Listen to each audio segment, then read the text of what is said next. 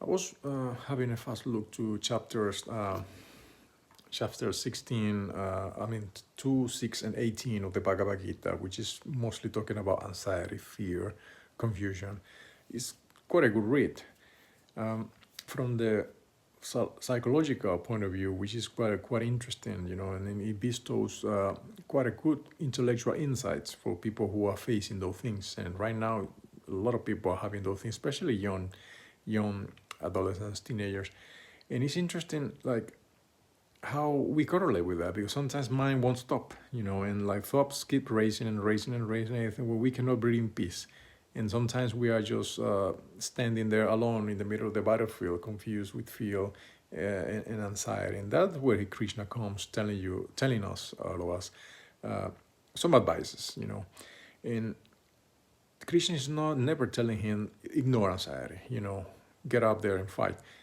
Forget about that, He's just saying, control your actions, not anxiety itself, not fear, not confusion, not depression, but mostly control your actions, but not the results.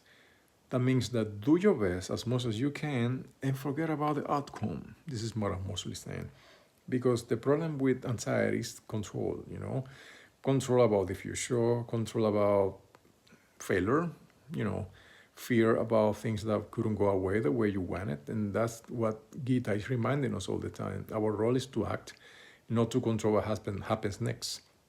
And then Arjuna says to Krishna, right, but the mind is crazy, the mind is restless, powerful, I cannot control, it's difficult. Then Krishna says, yes, I'm agree with you, but he also says, but it can be trained, through practice and also through detachment and also through letting go. That's what detachment means in this case, that we should let go of the burden of results. We do your best and then release as much as we can.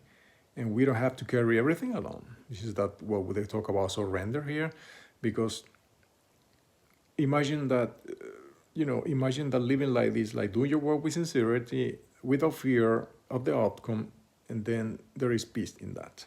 So the next time anxiety, for example, comes up, make a pause. Ask yourself, am I focused on what I can control or what I cannot? And then bring your attention back to this moment, to this action. You are not anxiety. You are the one observing it, the witness behind that. And like Arjuna, you can find clearly, even in the middle of the chaos. Focus on the effort, let go of the outcome, and peace will follow, and surrender to God.